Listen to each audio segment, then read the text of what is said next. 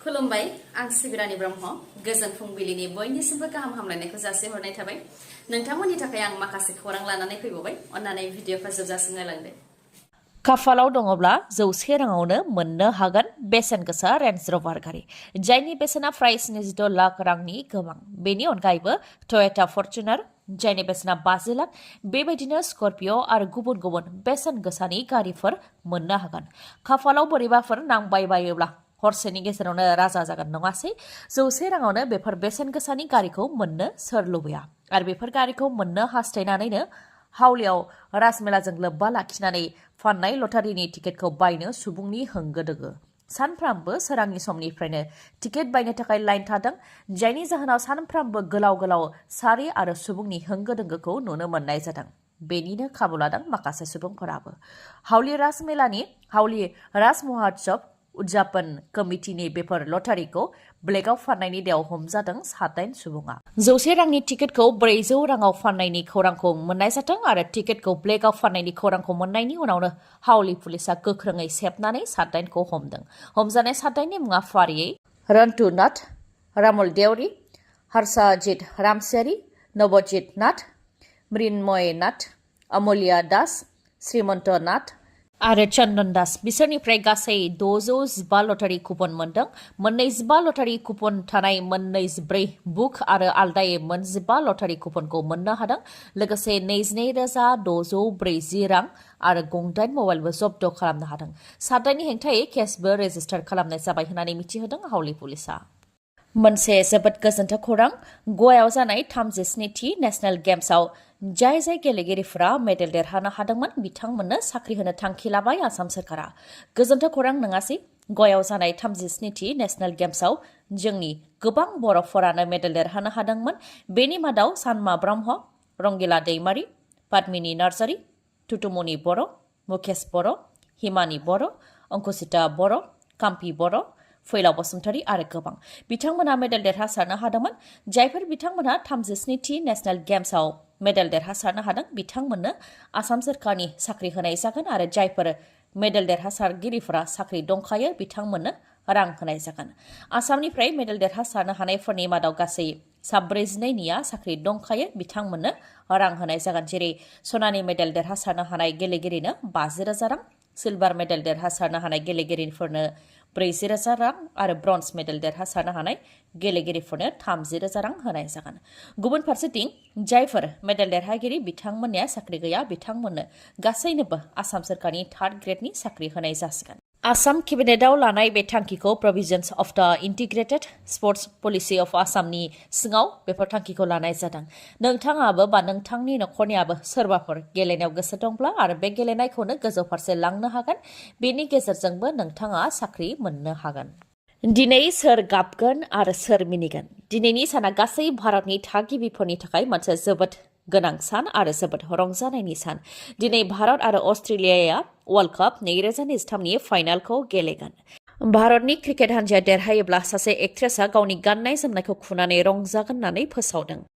अहमदाबादनि Narendra Modi स्टेडियामाव world cup 2023नि final गेलेनाया जागोन बेलासे 2 रिंगानिफ्राय गेलेनाया जागायजेनगोन आरो फाइनाल गेलेनायनि सिगां आरो गेजेराव बा ब्रेकआव क्लोजिं सेरेमनिखौ लोब्बा लाखिनानै गोबां हाबाफारिफोर थागोन जेराव बलिउडनि मिउजिक कम्पोजार प्रीतमजों लोगोसे गोबां मेथाइ रोजाबगिरिफोर आरो मोसाखावरिफोरा बाहागो लागोन आरो 1,30,000 अडियन्सफोरखौ रंजाहोगोन बेनि अनगायैबो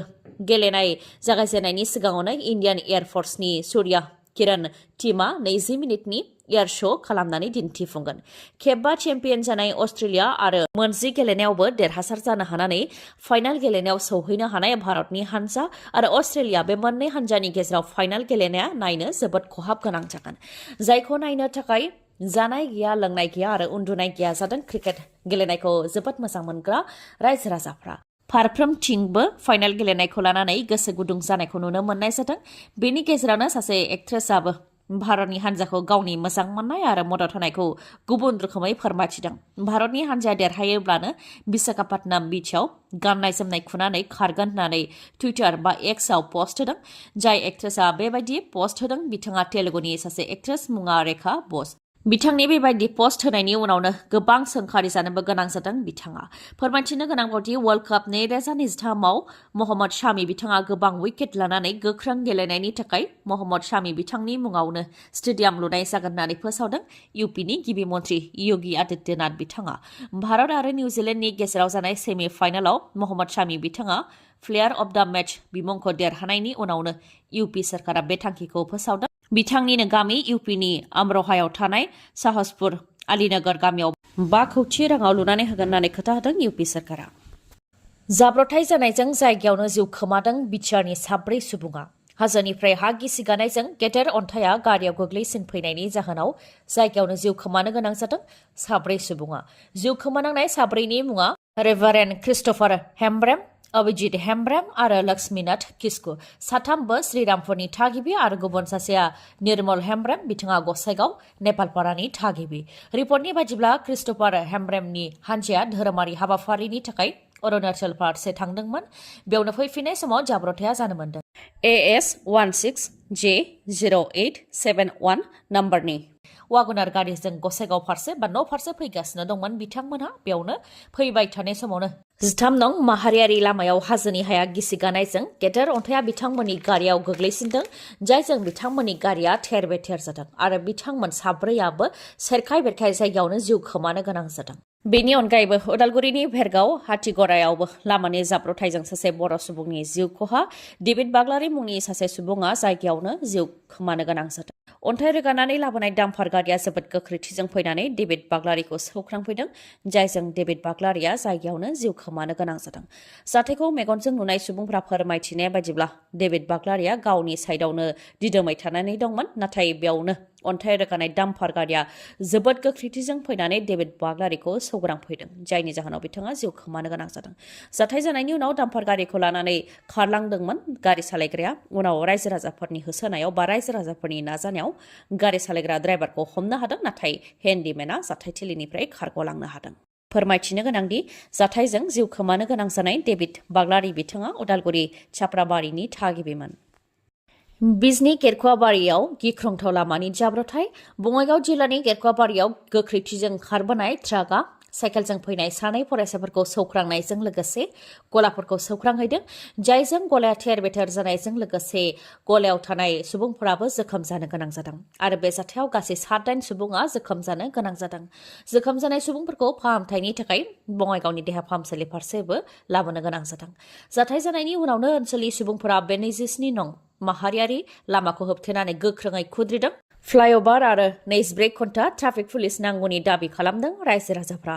जायनाखि बे माहारियारि लामाखौ बारनानै बिजनी टाउन दं आरो फरायसालिबो दं। बेजोंनो गासैबो थांलाय फैलाय जायो। बेनि थाखायनो फ्लाइअभार आरो ट्राफिक पुलिस नांगौ होननानै सिगांबो बिनाय जादोंमोन होननानै फोरमायथिदों, नाथाय होआखै, जायनि थाखाय बे जाथाया जानो मोन्दों होननानै फोरमायथिदों रायजो राजाफ्रा। आरो बे खेबाव बेफोर दाबिखौ होबावाबा लामा होबथानानै धरना होनाय हाबाफारि लागोन होननानैबो खुद्रिदों रायजो राजाफ्रा। जाथाय जानाय जायगायाव मणिपुर पुलिस थानानि असि मणिमय तामुली आरो मणिपुर सार्कल अफिसार रितिमणि दास बिथाङा नुजाथि होयो आरो बेयाव दिनैनिफ्रायनो अरायनि थाखाय ट्राफिक सानै दैथायहरनायजों लोगोसे क्रसिं खालामनो हानायनि राहा खालामनानै होगोन होननानैबो खोथा होयो बिथांमोनहा। खोला फिलिपिन्सआव 6.7 मेगनिट्युडनि गोख्रों बांग्रि मावदों, जायजों दासिम 5 सुबुङा थैनो गोनां जाबाय आरो गोबां सुबुंफोरानो जोखोम जादों। खोला फिलिपिन्सनि गुबुन गुबुन प्रभिन्सफोराव बांग्रिनि गोहोमा बांसिनै गोग्लैदों, जेरै जेनेरेल सान्टस सिटीआव बांसिनै गोहोम गोग्लैदों। बे सिटीनि मिन्डानाव ओनसोलाव थानाय शपिं मलाव बांग्रिं मावनायजों मलनि उखुमा गुगानानै मानसिफोरनि सायाव गोग्लैसिनदों, जायजों सासे आइजोआ थैनो गोनां जादों आरो गोबां सुबुंफोरानो जोखोम जानो गोनां जादों। बांग्रिं मावनायनि जाहोनाव मलनि उखुमा गोग्लैनायलाय जिउ रैखाथिनि थाखाय सुबुंफोरा जेरै हागौ एरै खारलाबायनो गोनां जादों, जेराव सासे आइजोआ थैनो गोनां जादों आरो 20 गोबां सुबुंफोरा जोखोम जानो गोनां जादों। बे जाथायनि अनगायैबो गुबुन मोनसे जाथायाव न'नि इन्जुरा गोग्लैसिननायाव बिसि आरो फिसायनि जिउ खहा जादों। बेबायदिनो गंसे फरायसालियावबो गोबां फरायसाफोरा जोखोम जानो गोनां जादों आरो हां लानायाव जेंनायाव गोग्लैनो गोनां जादों, जायनि थाखाय फाहामथायनि थाखाय देहा फाहामसालियावबो थिसननो गोनां जादों फरायसाफोरखौ। दासिम 5 थैनायनि रिपर्टखौ मोननाय जादों आरो थैनायनि सुबुं अनजिमाया बांबावनो हागौ होननानैबो मिथिहोहरनाय जादों। नोंथांमोननि थाखाय मोनसे गोजोनथाव खौरां नोंथांनिया जुदि मेगननि जेंना जादोंब्ला नोंथाङा गोजान जायगायाव थांनांगौनि गोनांथि गैलिया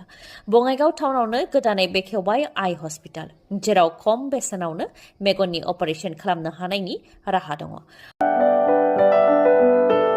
आखाइजों आरो कम्पिउटाराइज्ड फेक' मेसिननि गेजेरजोंबो मेगननि अपारेशन खालामनो हानायनि राहा दङ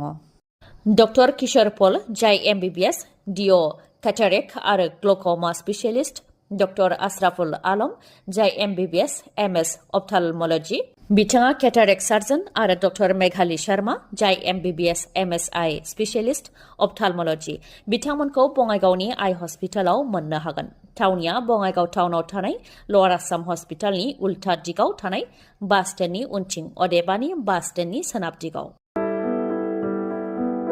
फुंनि 10 रिंगानिफ्राय मोनाबिलि 7 रिंगासिमनि गेजेराव सार्भिसखौ नोंथांमोनहा मोननो हागोन आरो नोंथांमोनहा बङाइगाव आइ हस्पिटालाव गुबुन गुबुन सार्भिसफोरखौबो मोननो हागोन जेरै कैटारेक्ट एसेसमेन्टनि राहा दङ लोगोसे diabetes vision assessment glaucoma assessment macular degeneration assessment contact लेन्सनिबो राहा दङ भिजुएल एकुइटि डिसिटि डिसिआर कर्नियायाव जेंना जानायनिबो फाहामथाय होनायनि राहा दङ बेफोरनि अनगायैबो प्रेसक्रिप्शन आइग्लास एन्ड रिडार्स फार्मासि आरो अप्टिकेलबो दंफायो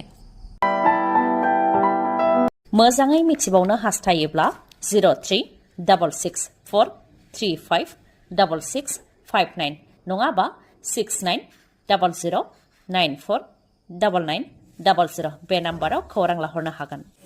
दिनैनि भिडिअआ एसेनोसै गाबोन आरो गोदान भिडिअजों लोगो मोनफिनबावगोन नोंथाङा दासिमबो आंनि चेनेलखौ साबस्क्राइब खालामाखैबा अन्नानै साबस्क्राइब खालामदो लोगोसे लाइक कमेन्ट आरो शेयार खालामनो दाबाव गोजोन्थों